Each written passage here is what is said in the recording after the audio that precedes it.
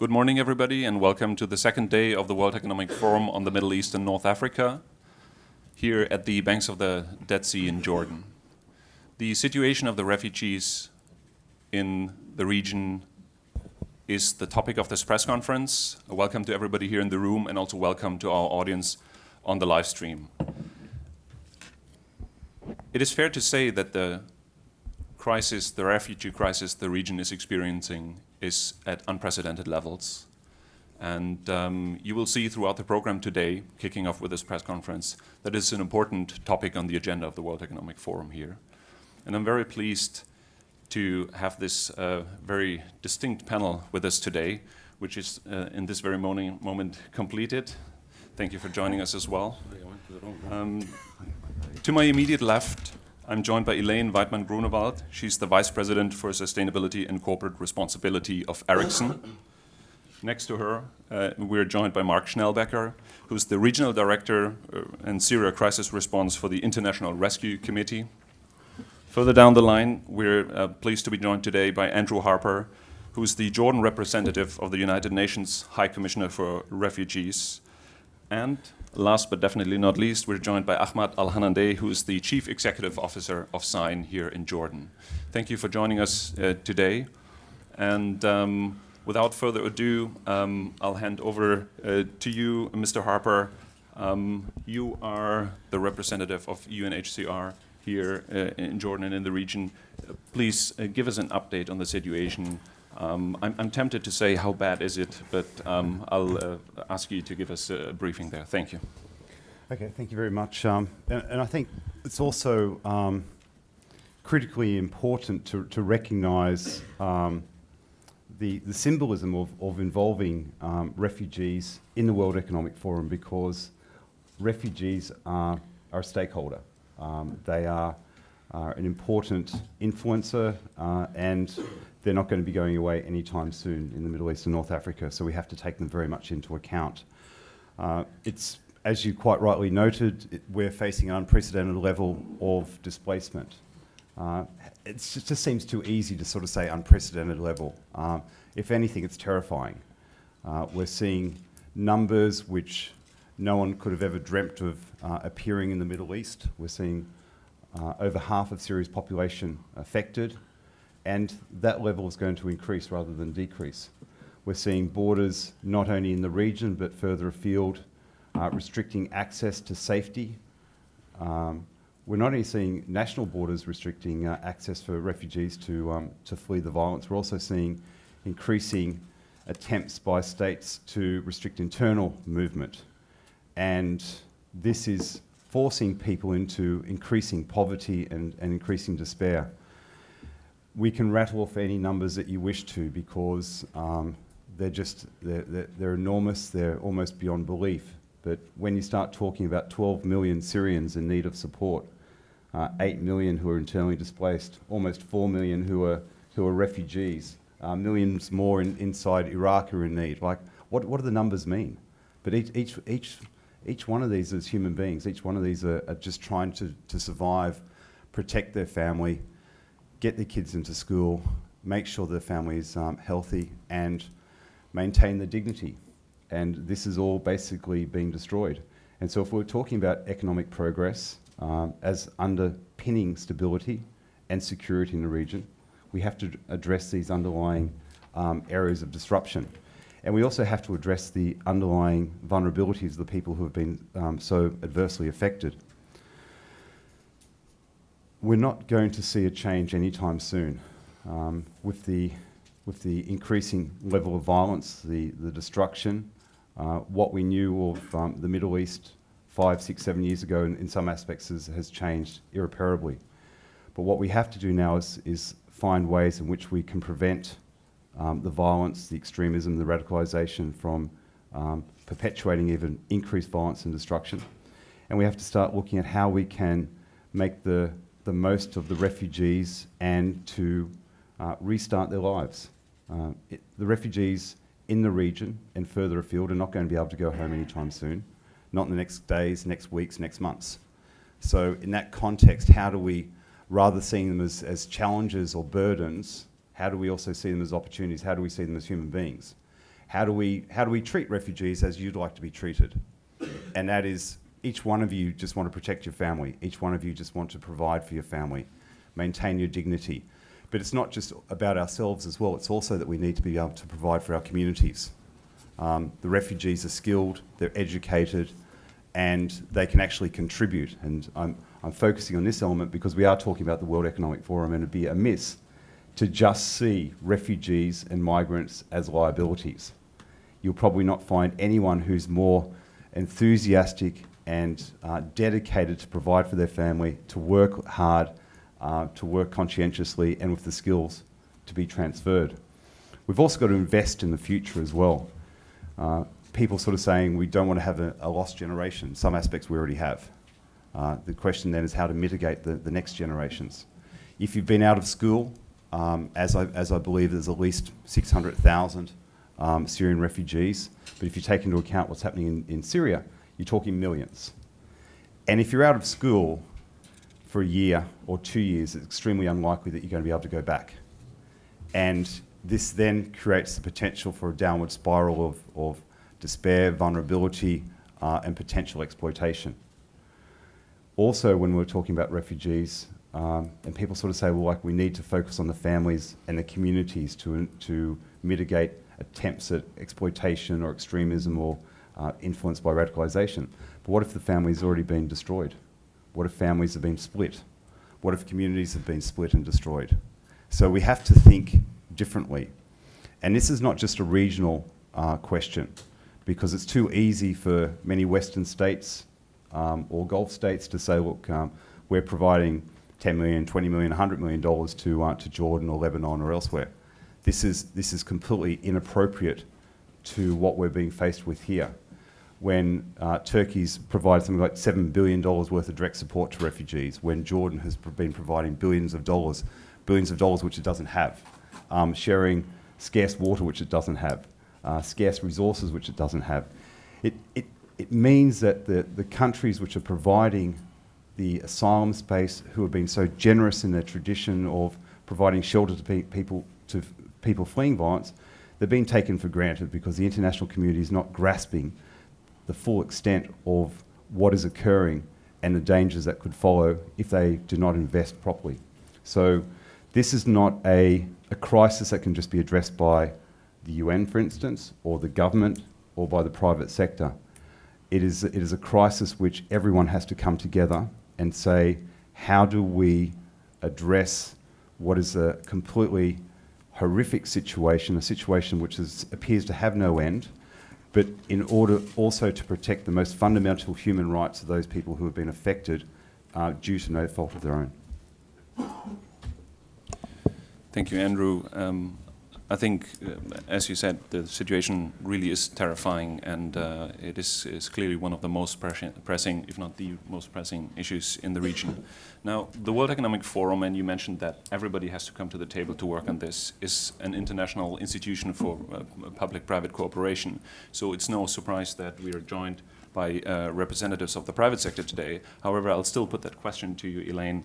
What can be the role of the private sector, and what is your company, Ericsson, doing to help in this case?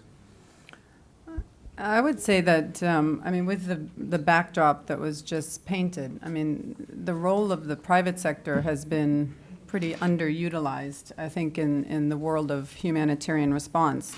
And having participated in Davos, one thing that stuck in my mind that came out of the World Economic Forum there was that today there are more conflicts in the world today than ever in the history of humankind. And I think that's a pretty overwhelming statement if you think about it. And it's not just the Syrian conflict, it's things, whether it's a natural disaster or a conflict, if you look at what's happening in Nepal and many other parts of the world.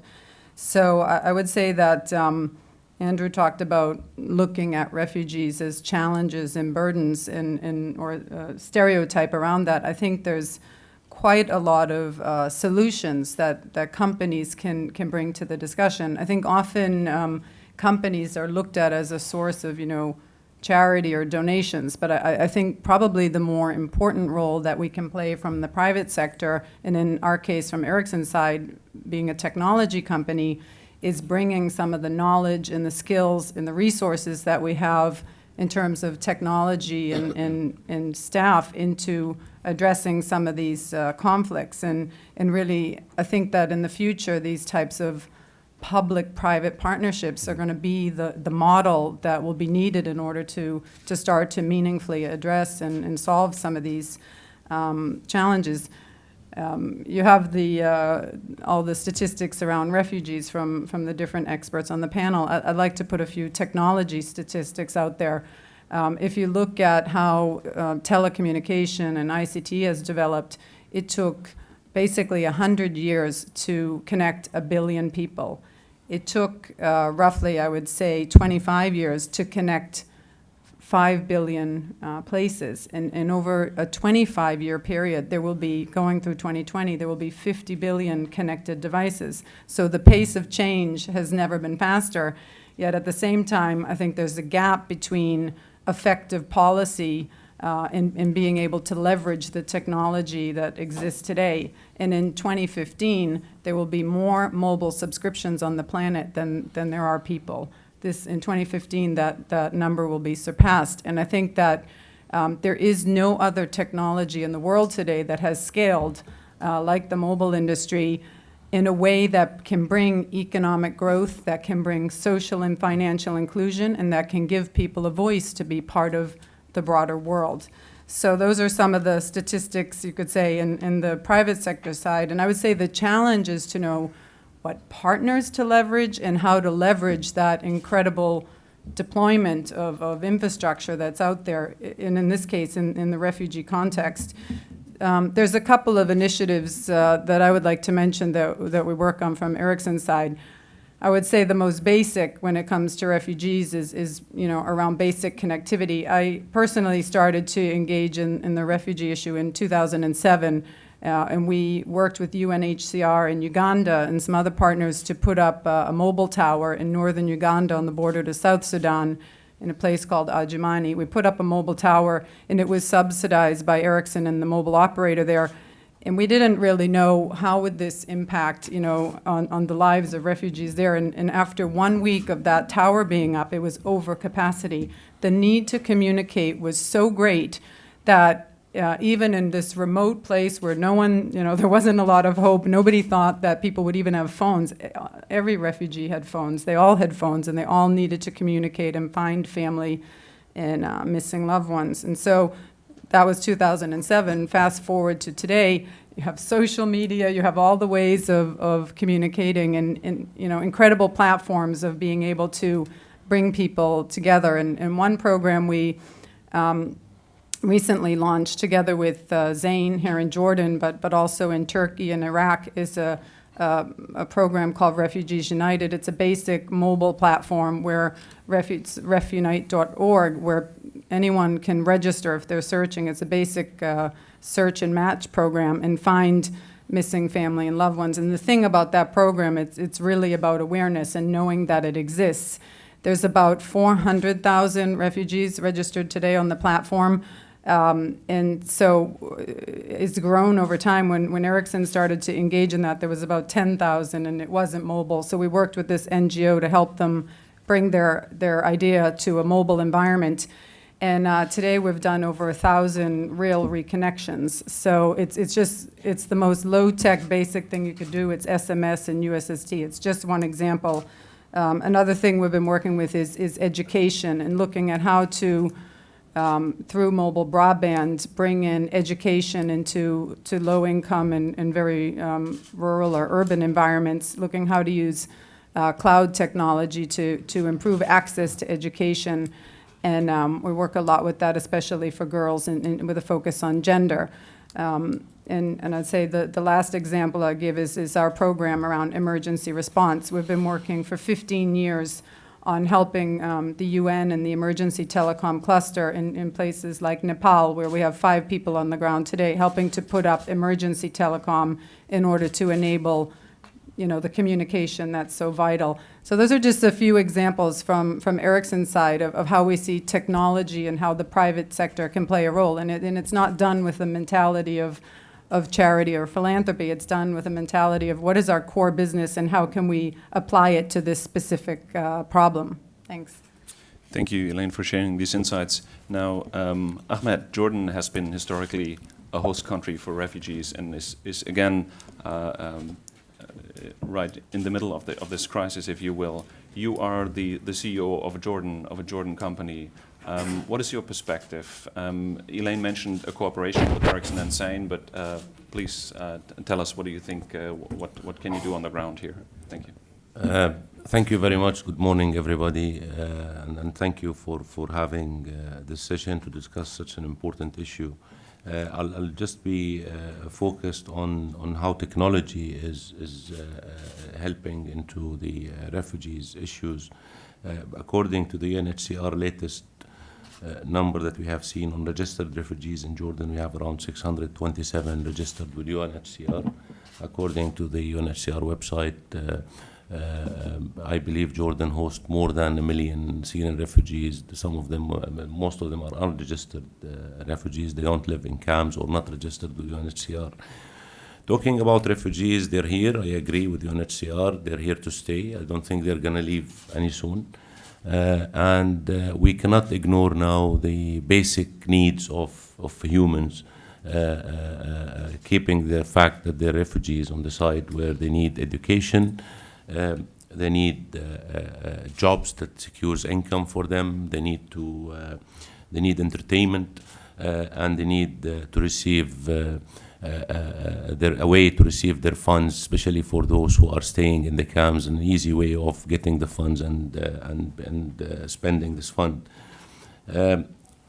Of course, with the technology available in Jordan, with the evolvement of the telecommunication and data services across the world, it becomes easier to provide services for the refugees and to come up with initiatives that can help refugees in a better way and in an efficient way. So according to a study done for the Syrian refugees in Lebanon, for example, and when the refugees were asked, how do you deal with technology and what is it in the technology that you're using so much, they use the SMS news service so they know what's happening in their own country. They use the call centers and hotlines, and I believe with the UNHCR there was an initiative where they launched. We were happy to be partner with UNHCR on this, to launch a hotline and a call center for the Syrian refugees in Jordan.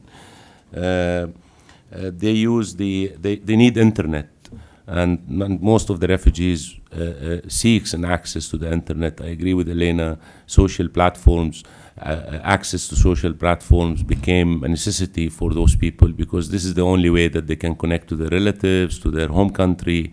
They can know what's going around.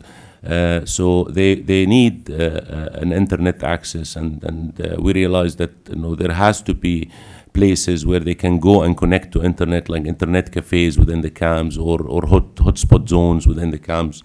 They need mobile phones. I agree again with Elena. Most of them have already own mobile phones, and they need access to applications that allows them to communicate with each other, or their relatives back home, or with their relatives anywhere else in the world. There is a study on the access to technology. 14% of the refugees did not have access to mobile phone. That means 86% do have access to mobile phones.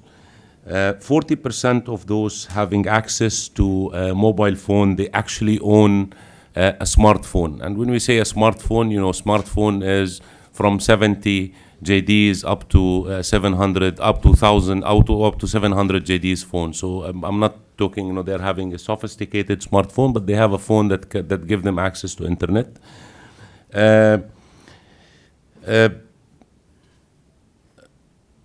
14% of those could not make calls because they don't have money to pay for the call, and that's where the call center initiative was so important, allow them to make call when they don't have credit. Main use of the mobile phone was to receive calls, sending and receiving SMSs, and very few takes photos and share it over social media, very few. WhatsApp is an application that they depend on. In general, those with a higher education prefer SMS, while the direct calls are preferred in the less educated population. 66% of the people interviewed stated it would be extremely useful to receive aid information on their mobile phones. And that's what I believe UNHCR is trying to promote here in Jordan. So it's so many statistics that's going on.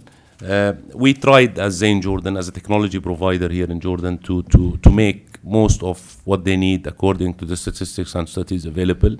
We had some initiatives, some with UNHCR, others with I believe with the UNRWA. We are working on the mobile money payments for the refugees. We're trying to help in the camps as much as possible. We made the access to telecommunication services as affordable as possible. We made the access to internet as affordable as possible.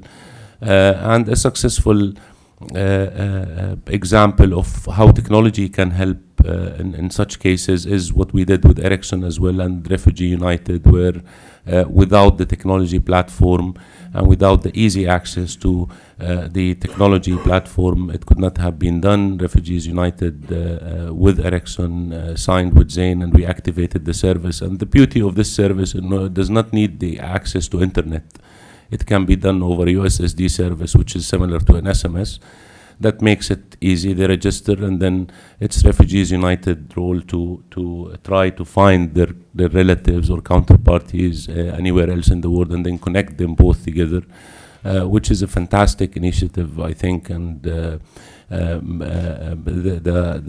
with the numbers that after the mobile operators got involved, and the numbers that Refugees United managed to, the increase they managed to achieve in the registered cases, it is too big. In Jordan, we're going to speak to the UN organizations, especially the UNHCR, address them and know how we can promote this to the Syrian refugees here in Jordan. In Jordan, of course, they're very close to their home country. They're on the border with their home country. They're even using their phones. Usually they call their home country back, where the rates for calling home country is not too expensive. But still, this would be an excellent platform for them to use and connect to their relatives whom they don't know where they are, where they actually are.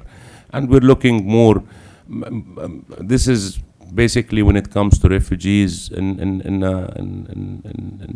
how we can utilize the technology platform to help refugees. Of course, the partnerships is extremely important. The partnership with Ericsson and Refugees United got us here to speak about this initiative. We had successful partnerships with UNHCR in providing telecommunication solutions to the refugees. But that tells you, how important is the value of private, public, semi-public partnerships and what comes out of it. It's important to have private partnership and public partnership as well. So, of course, this is a challenge. Refugees file in Jordan is a big challenge. It's a big challenge for the government. It's a big challenge for the community. Hosting community is extremely important, and that's why we got an initiative that has to do with the development, with certain development projects in the hosting community of the refugees. And this is very important. We cannot ignore that they live in a Jordanian community that also needs help at the end of the day.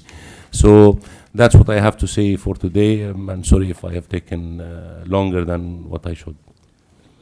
Thank you, Ahmed. I think with the importance of the topic, it's fine if we run over a little bit. But let's go full circle. Mark, you're representing the NGO sector here. You're the regional director for the International Rescue Committee, so you do a lot of work on the ground. I have two questions for you. A, tell us a bit about your work, and B, we have not just the two business representatives here on the panel, but we have hundreds of CEOs also here in the conference center. If you could, let's say I'm the ferry and I give you a wish, would you be your wish to these CEOs? What would your call be? Would you say, what can they do? What would help? Thank you.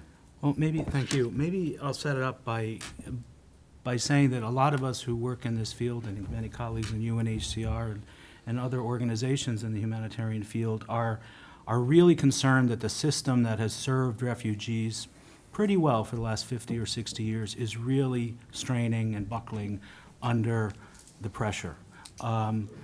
You've heard a couple of people say that Syrians are likely to be here for a long time.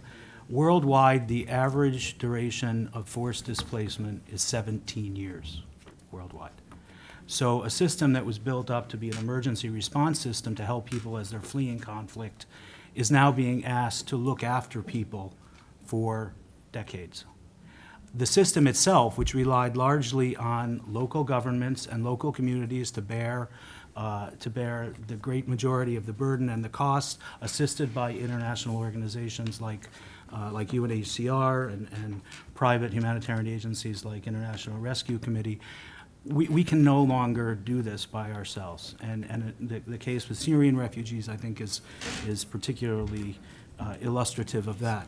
So the time is now that we've got to think differently about how everybody works together to try to respond to a problem that is growing. And so, whereas I think, for the last 10 years or so, the involvement of the private sector, whether with consulting companies or ICT companies, has been an innovative sideline of a lot of the work that we do.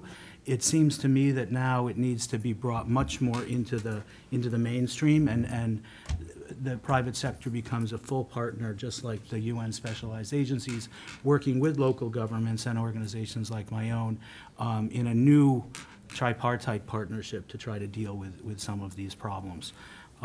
Because I agree with the assessment. Unfortunately, Syrians will not have the opportunity to go home for a long time, and yet they have a lot to contribute, and they also have a lot of needs. I think specifically with ICT, we call it ICT for programs. It's become sort of a subsector of specialization in our field. We have colleagues who work in this field now. It's really helping us to do humanitarian action in a more responsive and a more effective and a more accountable way. And more importantly than that, I think, is that it also provides the opportunity, a growing opportunity, for the people we serve to have information and access to information that they can use to improve their situations. So it's not just to benefit and make us more efficient and effective. It also has opportunities for allowing, you talked about dignity of refugees, and to restore some of the autonomy that people who are refugees lose by dint of their forced displacement. For example, IRC is now developing in Lebanon something we call Service Info, which is basically Yelp for refugees. It's an online platform where service providers can register themselves. Refugees can use their mobile phones to find out what clinic is in my area, providing what services at what hour. And more importantly, then after they use a service or buy something from a tradesman, they can go back on and rate. Did I receive timely assistance at that clinic? Did they treat me well? Do I feel like they gave me the right diagnosis or whatever? So that people can actually, we can create a feedback loop, and we can create opportunities for beneficiary feedback. Because many of us who work in this field, and certainly many refugees, feel the lack of autonomy is a huge loss. So anything like this Service Info that can restore some of that autonomy is most welcome. Secondly, we operate inside Syria from the neighboring countries, completely by remote management. This is a new way of operating for us. We normally are able to go and do program monitoring, program needs assessments with our own staff. Here it's all by fly-by-wire from the surrounding countries. So we need to develop new ways to be sure that, are we responding to the correct needs? Is stuff we're sending in getting to where it's meant to be and the like? So we've worked with a couple of freight companies like DHL and FedEx and Aramex to develop a similar tracking system for commodities using QR codes and whatnot, which helps us greatly enhance our ability to assure ourselves and assure our donors that this stuff is not being pilfered or picked up by people who shouldn't be getting their hands on it. Inside Syria, we're also using tablets and mobile platforms to do needs assessment and beneficiary reporting on service utilization. We just basically beam it up to the cloud, it gets immediately downloaded, and then the tablet erases itself.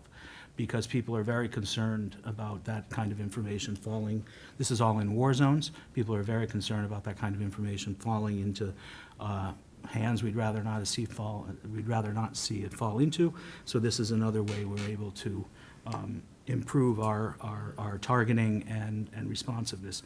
We have a global agreement with Ericsson that in this region in northern Iraq, we're working with their Connect to Learn program, which is providing teacher training and a suite of curriculum materials that supplement the work we're doing in primary and secondary schools, both in camps and outside of camps in northern Iraq.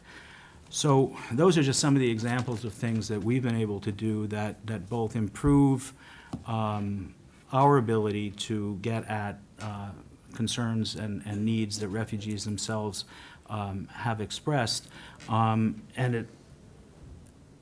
it allows us to make sure that refugees are able to feed back to us what they think about what we're doing. So while certainly corporate philanthropy is welcome and needed in the traditional sense, as I started with, I think we need more than that, actually. We need corporate expertise. Whether it's technical expertise or your business processes, this needs to be brought more fully into humanitarian action. And I think we're starting to get at that as we get to know each other, because it is two different organizational cultures between the humanitarian and the private sector. But we do have a lot of shared interests, and there is a lot of room to work. And it's time to speed it up, precisely because the situation we're facing is getting more desperate. Thank you. Thank you, Mark. Let's open the floor for questions. We have a microphone in the back. If you could state your name and organization for the sake of our online audience especially. We have a gentleman in the front here. Thanks. Okay. Thank you very much. I'm Raed. I'm looking from the Jordan Times. I have two questions, and I don't know who can answer, but it's for all. First question is that, is there like any political or security limitations hindering your efforts in sending technological service to refugees in the camps? And the second question, maybe Mr. Harper can answer me that. Maybe at the time that international relief agencies are suffering from budget deficit and to the point that they can't send food to refugees, can they talk about sending or providing refugee camps with technologies be seen as luxury? That's the thing. Thank you. And we had another gentleman also in the front row here. Thank you. Hani Mawad from Orient Television. I want to ask Mr. Harper about the electricity in Zaatari camp and Azraq camp. Many people, many refugees called us in the last 2 weeks, and they said that there is no electricity at all in Zaatari camp since 4 months. Also, on people from Azraq camp, they said there is no electricity. How we can deal with technology and community, and there is no electricity in camps. Okay, thank you.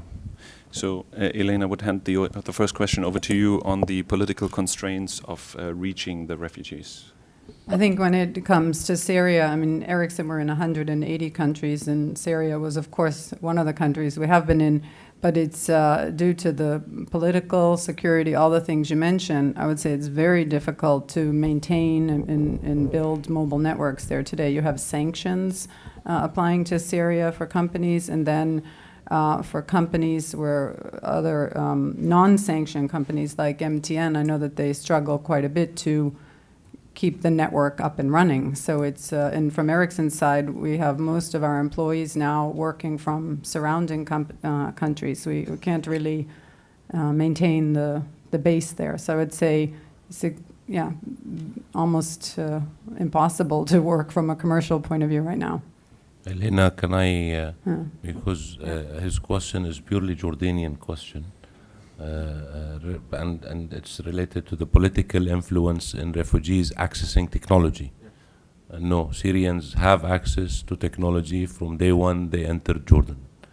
And we get all the help possible to make sure that we have the whole camps covered, fully covered, with the full access to technology. And I don't think politics interfered at any point of time in this matter. Thank you. Andrew, please. I think I'll probably be talking a little bit now on all these issues. I think going back to the question whether technology is essential or is it a luxury. We're now 2015. Technology is a need. You can't survive in this world without it. It accesses goods, it accesses services, it allows people to keep in contact with everyone around them. And it's part of the reason why UNHCR is working so closely with everyone from Zain to IrisGuard to every private entity, because we need it to survive. We now use registration using biometrics where we can check within a second 4 million records. So that cuts down on the potential for fraud. If you can cut down on the potential for fraud, it increases credibility, increases trust, so that allows us to work more effectively. In any country that we work in, Jordan being the prime example here, you still have to abide by the laws and regulations. Zain can't go out and do something which is against the law. Same with UNHCR. So we work very closely with our communications partners and with the government departments to make sure that what we're doing is not going against their interests, because we also have to take into account that this is a pretty insecure part of the world, and that there are valid reasons for some of the restrictions which are being put in place. That being said, if Jordan was not an enabling location for technology, we would not have moved our information support hub from Geneva to here. That was an investment of millions of dollars. We would also not have been successful in implementing a number of innovations here, which are now being replicated around the world, and that includes the call center, which we developed with Zain and Cisco Systems. And we've also the biometrics with IrisGuard, which is another system. So across the board, we are actually leading the way in using technology and communications to improve the well-being of refugees. But not only the well-being of refugees, we also have to be much more accountable for what we do. For every dollar that I spend, I have to make sure it's not being wasted, because that could be a dollar that could be used better off to help a refugee. So we're using technology to improve our transparency, our communications, our efficiency, our effectiveness. But bottom line, we're using it to protect refugees, because the amount of money being made available for refugees is decreasing. So that means we have to leverage whatever money we do have to improve the efficiency and effectiveness, and we're doing that.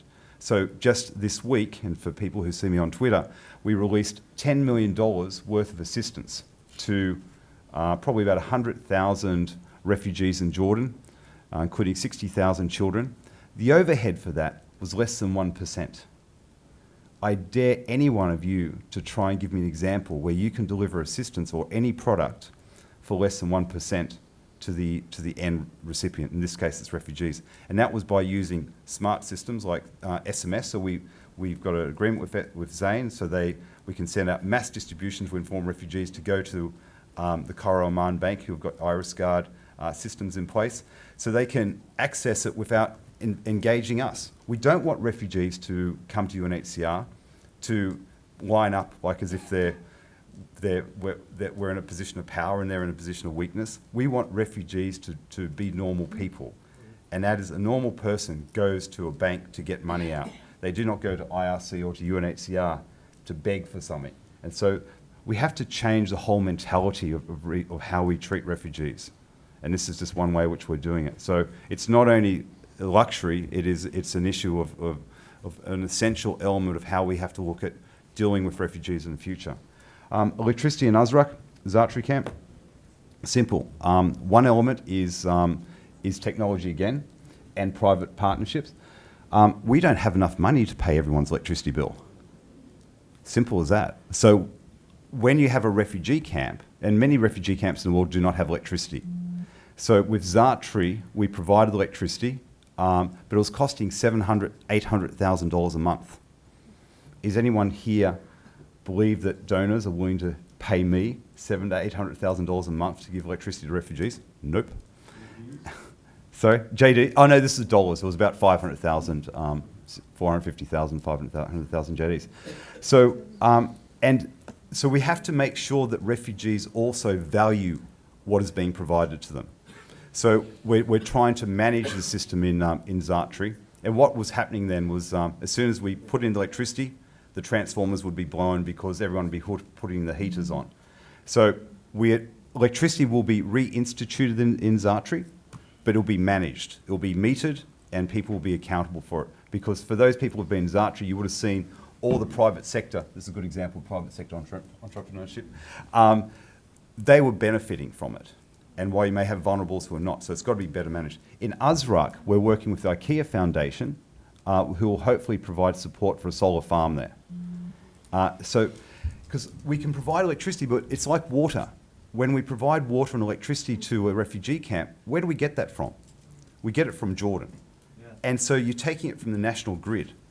Everything that we do should be giving back to Jordan or contributing to Jordan.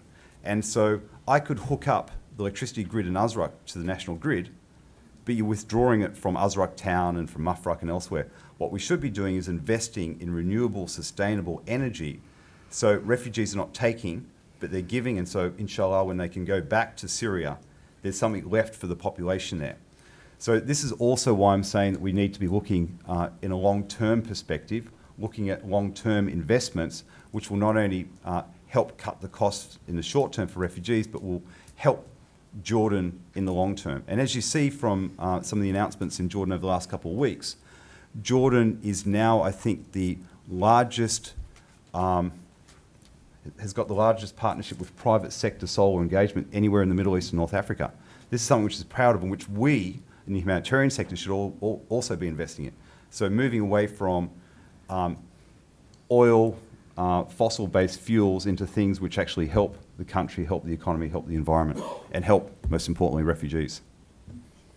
Thank you. I think we have time for the last two questions here. The gentleman on the left and the lady in the front. Mindful of the schedule of our panelists, please make it a short question. My name is Thank you. Nikhil Anandar and I represent MediaQuest from Dubai. I have two questions. One is, we're seeing a sort of conflation between the refugee crisis and terrorism with, reports of some ISIL recruits jumping the ship to Italy and so on. So how does that compound the problem of people working on refugees? And the second one is essentially a sort of donor fatigue setting in when it comes to protracted crises like the ones being witnessed in Syria. So how do you address that? Thank you. And the lady in the front here, let's take the question.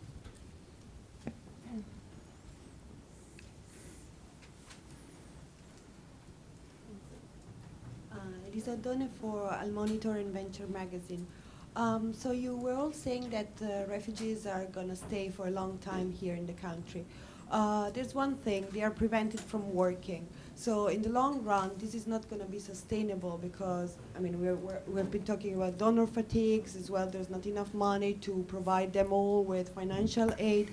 And at a certain point, these people feel the need of working, especially if they're meant to be here for a long time. How you're going to tackle this problem, especially because then the large majority of Syrians who work here work in the informal sector, and this could provoke also distortion to the local market. Thanks. Thank you very much. Who would like to take the question? Zain? I think, right. It's a tough question. Yeah, but they can all be answered. The security situation, as we discussed, has never been sort of seen this bad before in the region, and extremist groups such as like ISIS is representing a threat not only to the region but to the wider area. What the immediate impact of that is that there's been an increase in refugees fleeing from those areas, and so in the last, let's say, last 8 months, they were probably the number one reason why people were fleeing to Jordan and probably elsewhere, because of the advance of ISIS rather than from government bombing. The humanitarian imperative has now been overwhelmed, replaced by a security imperative and the security narrative. So previously, it was very much about providing support to refugees, the vulnerables, how do we protect women and children. It's now ISIS. And we have to be careful in regards to not mixing them up. And it's very easy to have a default setting that everyone who comes from an area which could be under the influence of radical groups is a member of those radical groups. But what refugees are is that they're fleeing these groups. It's not to say that we should not strengthen, reinforce, do whatever's necessary to ensure that everyone who comes into a country of asylum is security screened, but security screening does not mean closing down the border. And that's one of the reasons why we also invest in technology, because we need to ensure that governments like Jordan, the security apparatus here, in Lebanon, Turkey, Iraq and elsewhere, have got the confidence in our registration ability to ensure that we can check who is who and that they don't change IDs and other types of documents. So it makes it more challenging, but it also raises the bar of how we have to deliver and makes it even more critical for us to be investing in everything from biometrics, face recognition, iris checking, and being much more accountable for what's going on. The other element is donor fatigue. Certainly this is becoming a protracted crisis, and as Elaine was saying before as well, there's never been so many conflicts without an apparent end. And we're seeing also hundreds of thousands of people fleeing across the Mediterranean, increasing concern about security. But what we say is, like, there's too much money being spent on reaction. There's been very little being spent on prevention. And the first day of the World Economic Forum here, I was privileged to be part of some of the groups looking at radicalisation and extremism. And there's so many causes. There's never one cause for why somebody may join an extremist group or become radicalised. But what we're seeing is no money being given to any of them. And we need to be sort of looking back to sort of see how can we address these root causes, the triggers for people to move across, because I think the last count there was jihadists from 70 to 80 countries in Syria. But how does this relate to war? Well, poverty is one of the issues, but it's not the only issue. And what we need to be looking at is trying to find out how can we get people who are part of the already illegal employment system to be part of the regular employment system. Don't force them underground so you don't know where they are. Don't force them into poverty, or where they can be potentially exploited, or where they're forced to go back into Syria. We need to make sure that those people who are in Syria, who are in Jordan, can contribute to the economy in Jordan and can be regulated, and that they can use the skills and they can provide support to their families, and they can provide support to their communities, and they maintain their dignity. So, but thank you very much. In Jordan, just on the jobs part, and just make it clear for you. In Jordan, I mentioned at the beginning the registered refugees with the UNHCR getting aid is 627,000, while Syrian refugees in Jordan exceeds 1 million. And it's around 1.2 or 1.3 million, which means there is a big number of them who are not getting aids. Actually, they're living in Jordan, they're working in Jordan, and they compete on jobs. And this is one of the challenges that we face in Jordan, because we have a high unemployment rate that Syrians are competing on the Jordanian jobs. And I'm talking about people living in the camps. You're talking about kids, they cannot work. You're talking about old people, they cannot work. And you're talking about women, maybe uneducated, unskilled laborers, where the number of jobs available for them within the community they are in is not too big. They created job opportunities for themselves within the camp. You have to create the economy within the camp as well. So, but some of them, they already have their own shops, they do their own trades, and they created some sort of income for themselves within the camp. It's a community of, for example, in Zaatari, it's a community of around 100,000 people. How many are kids and old people who cannot actually work, and how many who are actually eligible to be to work? Ahmed, I believe entrepreneurship or startup businesses or some sort of these initiatives within the camp can help a little bit. But there are some jobs created for the Syrian refugees, Okay. and they do have some jobs here. Thank you, Ahmed. I think we're already running over time, and as I mentioned initially, the conversation will be going on throughout the day about the refugee situation. It will continue in the Al Arabiya TV session later today, and because our panelists have to be there, I have to cut you off here. Sorry. Thank you very much for joining the panel. Thank you for watching us online, and thank you for your questions. Thank you. Thanks.